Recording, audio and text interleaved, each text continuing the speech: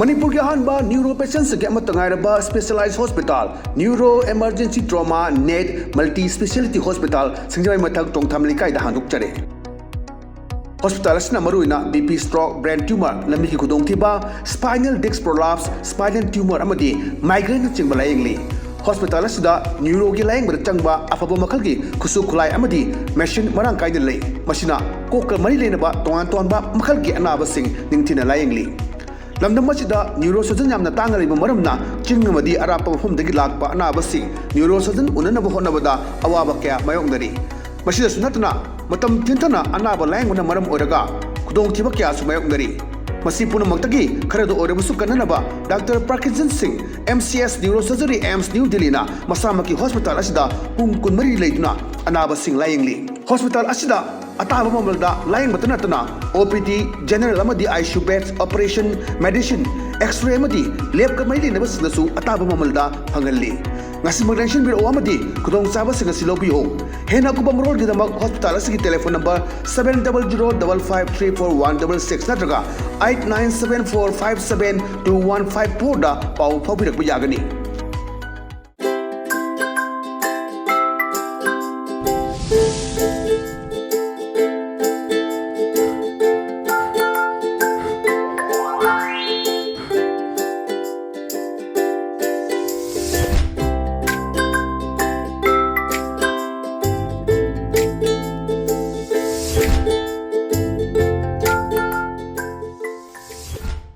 Kerumzari, ELITETV ki test cartoon mahau ming tabiri bisi Muhammad Taramoksari madun ngasi infala funga pause singi cartoon singda cartoonist kari haining liba kari funong liba kari wakal kalam liba abdu miyam da sanong tamjage an blok jage sanga express ki onthok pani da ba cartoon sing biyam phajaba kana mangi yo sididam fake ni adam khona kana mangi sindur singkhale ano upe gitar konge thamban sale serseti ki saktam nikoloruse Ada mana hai ke hai keda.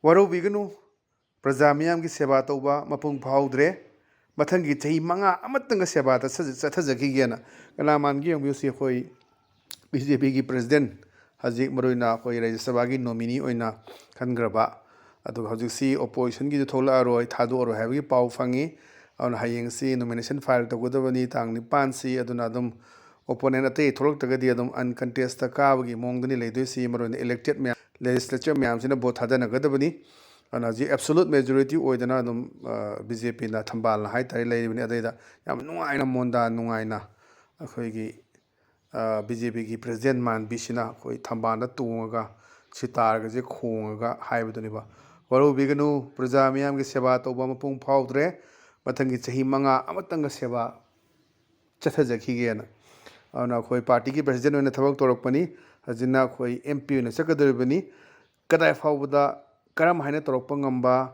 hane gi Rajya Sabha gi MP oramba nang thole sema sana jawba tang kun ma thoi sida ji loidorobani madugi mangoina na khoi khallaga thamgadabani ana Manipur gi na unanimously tawdana a center dagi masi nominate torokpani aduna yengba tabani adu yam phajaba monda nungaiba adu yam phajaba adumba cartoon amane thamjage Patang leisina koi sana leba ki loiredana aduni loiredana si yengbiu sida kai han thari yengbiu NIA Manipur na ada NIA ki official mayam se ko ngawrpa ki film ni file je pung wangkhalakpa ada amasina hai is yamle ni anubu amasu sinrak le hairi ne na akoi se ani ama to boda ko NIA re senior ni na budo adu potu ni do hanagi chief minister na lemna tharo heba handak ki na NIA re senior ni haiba na mayam ngangna ba adugi potu da base torokpani na khali cartoonist na duna is yamle ne anobum su sindarakli hairi ne na ada amasina khom officer sina Manipur gi oina ka ma tonga thamnaba sem saro solon sin na thamnaba na adana officer ji ko ngarok na as Manipur gi oina case loi sin khalak to na Manipur gi oina ka ma tonga semaga thamnaba sem saro solon sin la thamnaba na kainda paikhatta bida do NIA da sinagri adana madu gi result haji baw laktaba Kias ama loading da ama loading ama muju ko ngawrak pa dune na Manipuri kam thamo file me am da hapsalo aga solon sala thamase yam nokning ba aduga ji moida su ko ngawba yam chumba amagi ulakpa yamna fajaba adumba wan tholeba cartoon ne thamjage patang da leisna khoi pongna phongi balu he dani balu he sida haju leri ba ruling party kambu sing su khoi mathang khoyan masa painarakpa ngara khoi Hairo Kendra, Hana, BJP, Yoramba, Congress, Sally have a matang tongarapagi senni, other more machines the very shan of the say ruling gambo duni, and the Haigeda. A quay hositi, Kingdom Masing Yami, Aduga, Murupna Masing Walaba Matang Nigo, Nundu Tagi, Hanguchu Torok Nina, Matamatanga Masongarakpa, 27 elections, Seda, Dugaji, regional party, Meamsu, King and a lave, Nemoju Handakti, Marie Manga Aman in the Yukaraga, Sakai Pabi Yogi, independent Oigra, Kari Oigege, that the regional party Oigra Mam, the King Lanezi, and the T Tamansi, Salo Doribra, Haina Kinaba, Adumba, Kubang Hectoribra, Kubang, Zupang Hepong Moidori, and a Canary Mamsi, political observer, Mayama, Ting Ting, Mayamana, Canary Motam, they don't say ruling Kambus in the Canabaniba. Where have the tea? You never Masing Yami, Aduga, Marupna, Masing Walla Matang Nico. Nongju Tagi Hangusu, Tongarana, Nongju Tagi Hangway, Pan Chongudo. Party of the Chongudo never. Other film Duni and Pajaba, one Toleba, cartoon anthems again. But on the lace Nakwe Whale and Paugi, us loyre hair the never. Us loyre Anganga Kanduni, Adeda, Mapusina, my Masunu Paz, the Hangmaneva. Hangway Charoga, Karuini Bungonang, and a hang Badeda. Mosaki, Masunu Pasana. Pakang Winnie Pupu and Charo didn't Pakang Winnie the Noko. Angang Wakandun some noning baduna. I want Charoga Pakang Winnie as never. Pakang Winnie Pupu adana.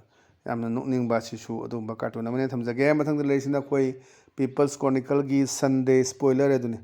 Sunday spoilers the young Kogi elected a Malaya, my official lady, the electors in Ngang, Kutapajama Sele, the Guinea root to Piope. All these traits, pressures, criticisms, and infighting are all part of the same.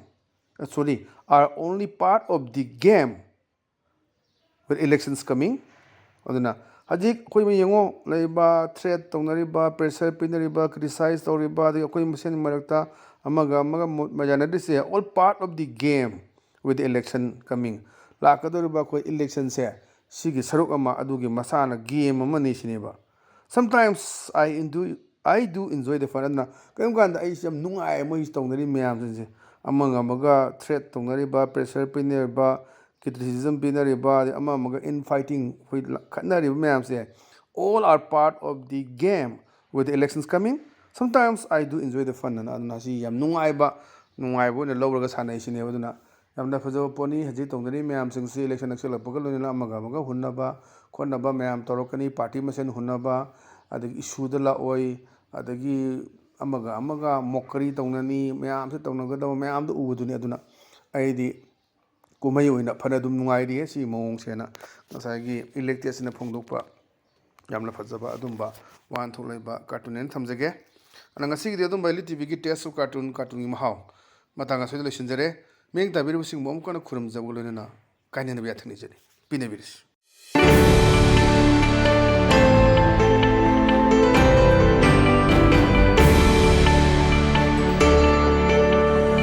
Neuro patients get Matangaraba Specialized Hospital, Neuro Emergency Trauma, NED, Multi Speciality Hospital, Sinjai Matag Tong Tamlikai, the Handuk Chare. Hospital Maruina, BP stroke, brain tumor, Namiki Kudong Tiba, spinal disc prolapse, spinal tumor Amadi, migraine Chingbalayingly.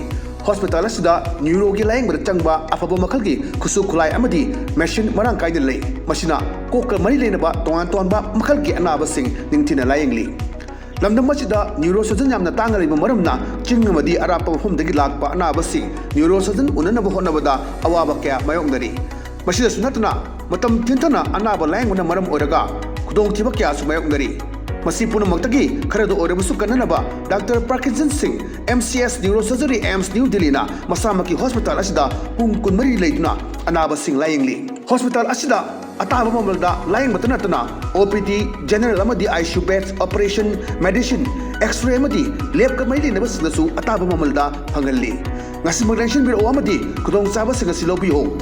Hena Kubamro did the hospital telephone number 700-5534166 Natraga 8974572154 Pau Public Yagani.